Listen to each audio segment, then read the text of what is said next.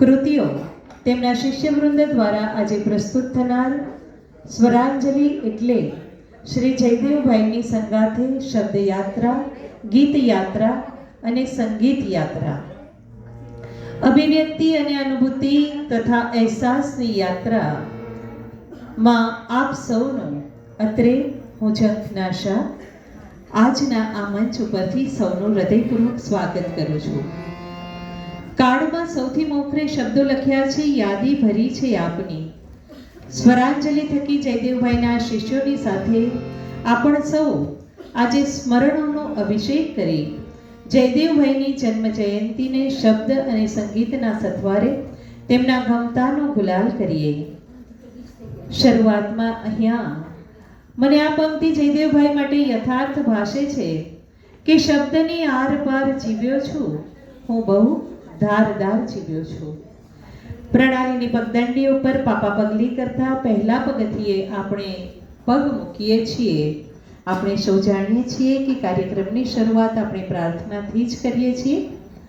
અત્રે આજના આ કાર્યક્રમમાં સૌ પ્રથમ પ્રાર્થના પ્રસ્તુત થશે, જેના કવિ છે સ્વર્ગસ્થ રમેશભાઈ પટેલ, જેમને પ્રેમોર્મી તરીકે આપણે હૃદયમાં કાયમ કરેલા છે.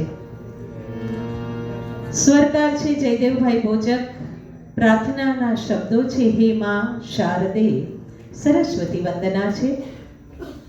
પ્રસ્તુતિ કરનાર ગાયક વૃંદમાં અત્રે સ્ટેજ ઉપર ઉપસ્થિત છે શ્રીમતી પ્રેમાબેન ભોજક, શ્રીમતી નિશાબેન દેસાઈ, શિલ્પાબેન હેલૈયા, જાગૃતિબેન ગિનોજા, બકુલાબેન વ્યાસ, પ્રેરણાબેન પાઠક, વર્ષાબેન પારે, આશાબેન ઠક્કર, હર્ષિદાબેન ઠક્કર, હર્ષાબેન દલાલ, તરુબેન અવરાની, મનીષાબેન જરીવાલા તથા દર્શનાબેન પટેલ. આપણે સૌ જાણીએ છીએ કે કોઈ પણ કામની મંગળ શરૂઆત આપણે ઈશ્વરની પ્રાર્થનાથી કરતા જ હોઈએ છીએ. આ પ્રાર્થનામાં ભાવના કંઈક એવી છે કે સ્વથી સ્વર સુધી અને સ્વરથી ઈશ્વર સુધીની યાત્રા એટલે પ્રાર્થના. માં સરસ્વતી એ વિદ્યાની દેવી છે અને કલાની પણ દેવી છે. તેમણે ચતુર્ભુજમાં એક હાથ પુસ્તક ધારણ કરેલ છે તો બીજા હાથમાં બે તુમડાવાળી વીણા ધારણ કરેલ છે. એક સંદેશો આપે છે કે વિદ્યારૂપી ભવસાગરમાં તરવા માટે બે તુમડાવાળી વીણાથી હું તરી જઈશ. અર્થાત જો વિદ્યા મને ડૂબાડશે તો કલા મને ચોક્કસ જ તારશે. માં સરસ્વતી વિદ્યારૂપી પુસ્તકને એક હાથે ધારણ કર્યું છે ત્યારે વીણા જેવું તંતુ વાદ્ય માટે એમને બે હાથનો ઉપયોગ કર્યો છે, જે નાદ બ્રહ્મનું ઔચિત્ય બતાવે છે. પ્રસ્તુત છે કવિ શ્રી રમેશભાઈ પટેલની પ્રાર્થના.